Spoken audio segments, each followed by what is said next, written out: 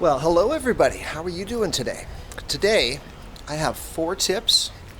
I have 4 fingers. That's probably why. My thumb's being opposed at the moment. Plus, I have a bad memory.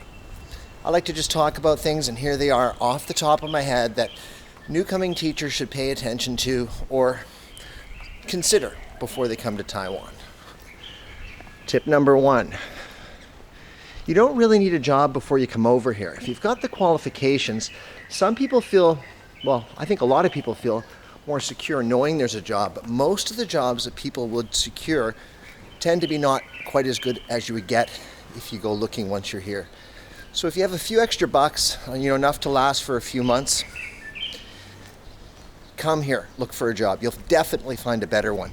What I found is a lot of the recruiters that look for people that want to come from overseas, they'll give you sort of what's on the lower end pay scale than most typical places once you know the ropes here.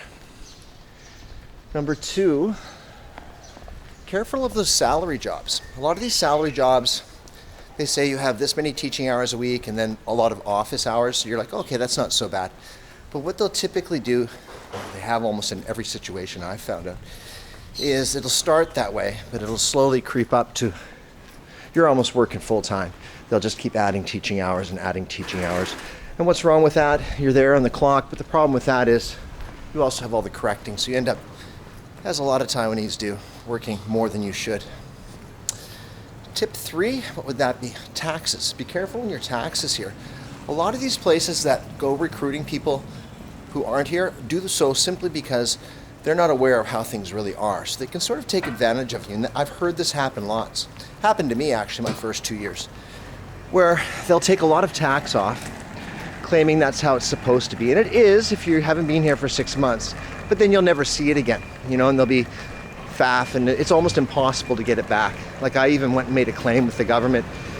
They took tax off my checks, but didn't claim it. I ended up having to pay, the government couldn't do much. I don't know if things have changed, but yeah, good luck if they haven't. You're sort of hoping they'll do the right thing. So be wary of the taxes. At least get all your documentation. Don't just assume they're going to be nice to you. It's a common thing that happens here. What am I on? Tip 3? I don't know. Tip 3, 4, whatever the hell it is if you're here, don't be locking yourself in the city. See those mountains out there? Taipei is surrounded by mountains. Make sure you don't get locked into that I'm in Taipei, I'm just working and sleeping kind of thing. Get out of the city. A couple hours either way, there's the mountains, do your hiking, stay in good shape, that sort of thing. Make sure you see the country. It's beautiful here. You'll love it. I mean, the people generally are friendly. I'm not giving you a big scare story. But those are 3 things I see happen over and over again. People get locked into just not going out of the city. Like, so many times I'll run into people who have been teaching here for 3 or 4 years, and they haven't even been, up in the mountains. So, dude, it's free. Don't do that. I don't say it to them that way, but I think that way. So, come on. That's where it's like a holiday on your day off. Probably see me go down to Hawaii, and that's only 2 hours away. Probably not a good idea to go down there now.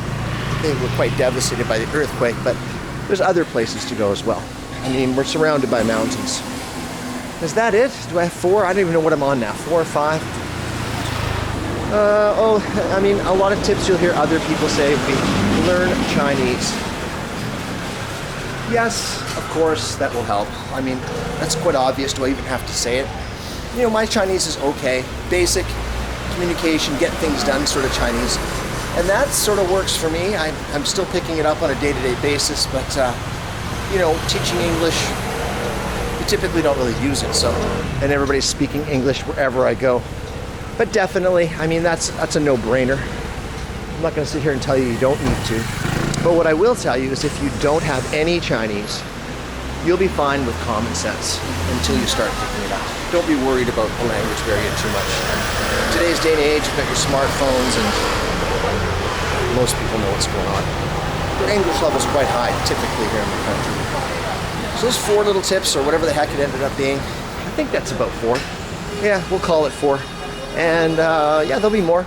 But also, if you have any questions, areas to live, that sort of thing, renting apartments, that's another topic altogether.